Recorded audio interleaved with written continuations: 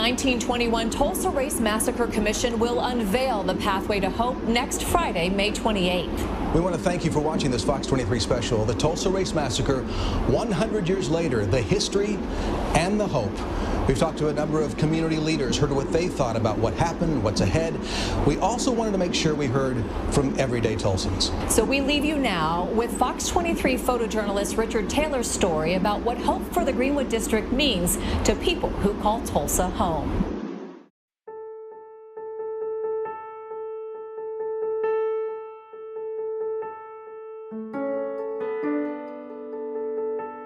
The word hope means to me, what it means to me is faith.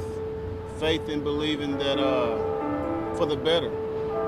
So that's what hope means to me, especially on this block and what happened here 100 years ago. What we all need is hope that everything is going to be pretty much for the better and for the good and for our community. Hope means freedom, joy, peace, expectation, a way of going for all that you want to go for with no boundaries. The word hope is what we have for the future, what legacy we will leave for the children. Now that this secret is out, the hope that everybody will understand what happened here, what is building back up, and what legacy that we will leave for our children and our grandchildren to come. It means stay together, stay close, don't give up.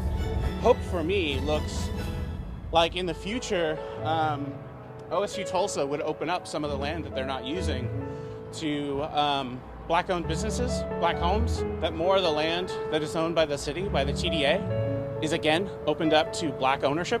Because that was really the key to success of Greenwood, is that they owned the land. And now they don't own hardly any of it. If you only have hope, nothing's ever going to happen. You have to act on that hope and you have to act on that faith.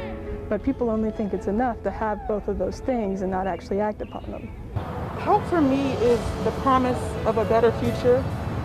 Hope for me is our children being able to live to the next day. Hope is our brown and Black bodies getting equal opportunities.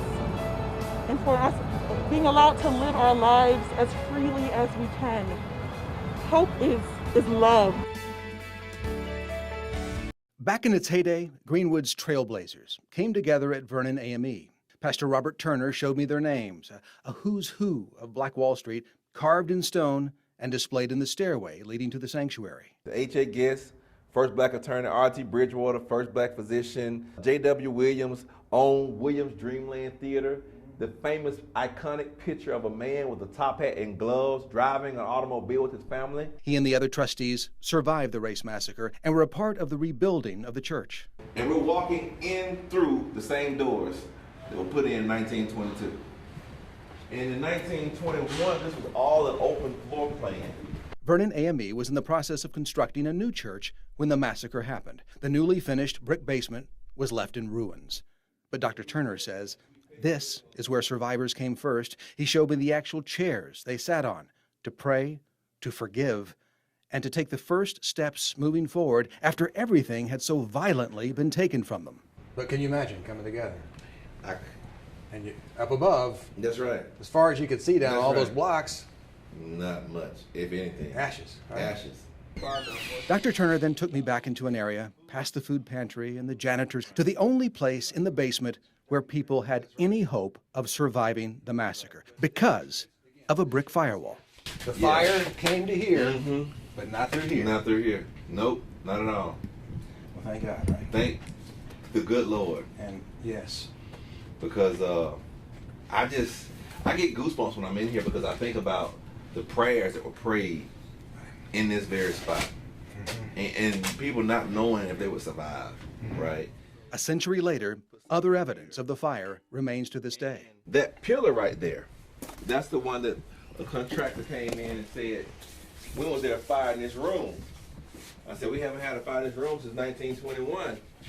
He said, well, this buckling on this post is what happens with fire. Yeah.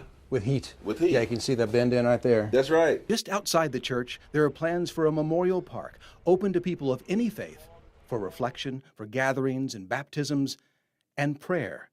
a prayer wall. This was a window frame, they filled it in, but I told the guys we're gonna make this a place now for prayers to go in.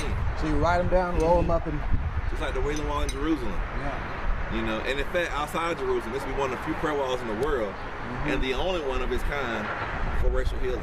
As he puts it, nothing could be more needed at ground zero of the Tulsa Race Massacre.